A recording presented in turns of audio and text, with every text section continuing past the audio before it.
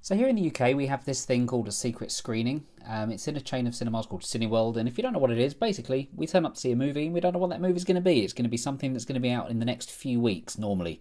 But whenever the title card appears and we find out what the movie's going to be, there's always a contingent of people that just get up and leave, and I don't understand those people. Like, surely the whole point of a secret screening is to see something that you perhaps wouldn't normally see. So to just get up and go just because you think this doesn't make any sense to me at all. Like, people, if you go see a secret screening, give it a go because you missed a really good film here. Put the bunny back in the box. Starring amongst others Amanda Stenberg, Regina Hall, Russell Hornsby, KJ Apper and Anthony Mackie, directed by George Tillman Jr. off of a screenplay by Audrey Wells. This is my review for The Hate U Give. The Hate U Give is the story of Starr. She lives in a black community with a fairly high crime rate, but she goes to an almost all-white school. So she's very much a girl who's living in two different worlds. Her family life is in one world, whereas her school life and with all of her friends is in a completely separate one. But an old childhood friend of hers called Khalil is shot and killed by a policeman right in front of her, and it changes the course of not just her outlook on life, but how she conducts herself. She finds herself forced to become the voice for Khalil, really, the person who's there to defend him, and with that comes a whole lot of problems for her.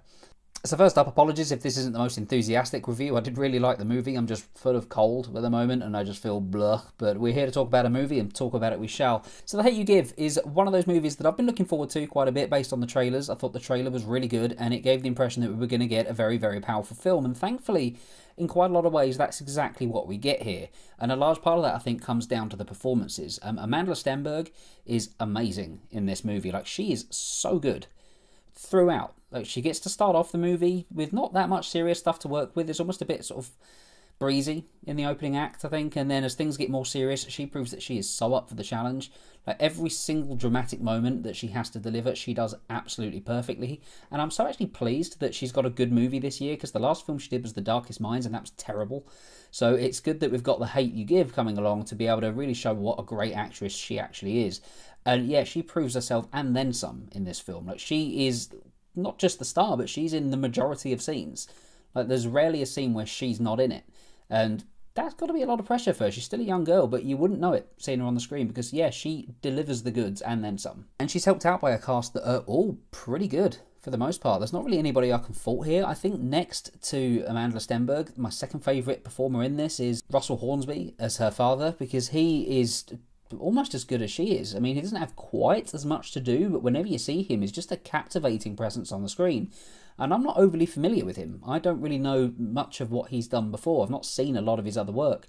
But after watching him in this, I want to check it out. I want to go and see Grimm. Like, Grimm's been one of those shows that I've been wanting to check out for a while, and because of his performance in this, I kind of want to go and see what else he can do. So that's my excuse to go watch that show. Yeah, he's great in this one. And as I say, everybody is. I think the smartest move that the movie does is the character of Khalil. They make him really, really likeable. And the performance of him by Algie Smith, I mean, he's not in it a huge amount. Like, there's not a great deal of time spent with the character, but he's such a good actor that Khalil is instantly likeable, like right from the start. And that was definitely one of the smartest things that The Hate U Give did, because if Khalil hadn't been a likeable character, if it wasn't easy to just kind of really like this guy, then the movie could have fell apart. Like, the fact that Khalil is so likeable, you can see why Starr likes him so much, and you can see why everybody is so devastated by what happens to him. Really gives the movie that emotional push that it needs. And yeah, this is a movie that is very, very sure of its message. I mean, it's based on a book, and I've not read the book, so I don't know what the similarities are between them. But yeah, it seems like it has a story to tell, and it's very confidently doing that. There's another aspect to this movie. There's a whole part of it to do with a drug dealer who has connections to her family, and for quite a while that doesn't work quite as well. And that's not the fault of everybody in the scenes. Like, this is largely the part that Anthony Mackie's in, and he's very, very good in this as well, but it just seems a little bit like two different movies kind of fighting against each other quite a lot. The main story of this, the main plot, sort of a black kid getting shot down for just reaching for a hairbrush, like, that is intriguing enough. Like, that on its own is a very, very relevant thing to be doing, a very relevant thing to be discussing and to be showing in a movie. I'm not sure that we needed an extra aspect added on top of that as well. But then saying that, the two things do dovetail together quite nicely towards the end, so I guess it does kind of work out, but just the path towards the ending, it felt like an unnecessary thing thrown in. But yeah, as I say, it does kind of get there in the end, but it takes a little while. And again, on the problem front, the first act isn't great. It takes a little bit too long to actually get going. And this is quite a long movie anyway. Like, the runtime, I think, is a little longer than it needed to be. And that's predominantly down to the first act. It spends a lot of time setting things up, which, on the one hand, is needed, but it just wasn't done in the most interesting way. And I was actually worried throughout the first act of this. I was worried about what kind of movie this was going to be, because it isn't until the gunshot happens, it isn't until Khalil is killed, that this movie elevates, that it jumps up the whole level compared to what it was.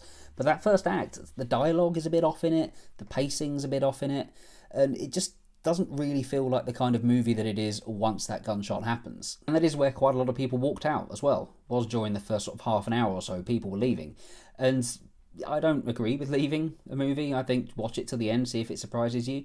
But yeah, the first act doesn't do this any favours at all. But as I say, as soon as Khalil is killed, this movie takes a massive turn and the quality just flies up as a result. And while I say that this is a bit of a long movie, I'm kind of glad that it takes its time in a way, because it really allows us to get to know the characters, particularly Starr, because this whole movie really hinges on her. It hinges on Amanda Stenberg's performance and how we feel about the character. And because we're allowed little moments with her, we're allowed sort of time to see how she's processing everything, it really makes her a relatable character, and it makes this whole movie one that's fairly easy to invest in. And not to go into spoilers, but what I really liked about the ending of this is that it didn't wrap up in a way that I was expecting. Like, it's not a neat ending, there's not a bow put on top of the whole thing with Khalil, at all in fact. And I don't think there should be. I don't think there should have been sort of an easy out for that situation or an easy resolution, because in real life there isn't one. But we're seeing this thing continuing throughout on the news. Like, the amount of news stories you see about somebody getting killed by a policeman, this is an ongoing problem, so it wouldn't have been right for this film to have an easy wrap-up to it. Instead, it's much more about the character of Starr and who she is and how she develops as a result of what she's gone through. It's a story about her journey more than it is about the murder of Khalil. His character's death is an integral part of this. He's the thing that motivates Starr, but it's much more her story.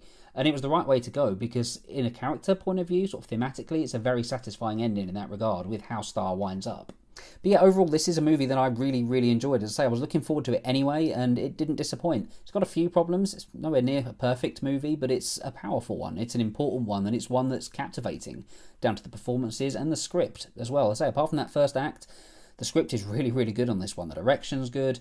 Yeah, there's not a lot I can really point to as a major problem with this one at all. It's just a very, very solid movie. I'm going to give The Hate U Give an 8 out of 10. Now, have you seen The Hate U Give? If so, let me know what you think about it in the comments below. And have you read the book as well? If so, let me know how the book compares to the movie. Is the book good? Let me know. I might check it out at some point. I do want to read more books. Thank you very much for watching this video. There'll be other reviews coming soon. I think First Man, the second Goosebumps, and Bad Times at the El Royale reviews are all coming in the next week or so. So yeah, a lot of reviews on the way, so look out for them. Do hit like and subscribe if you did enjoy this video and you want to see more. And you can follow me on Twitter as well, @JoeJulians, if you want to talk to me on there. Thanks again for watching, and I'll see you on the next video.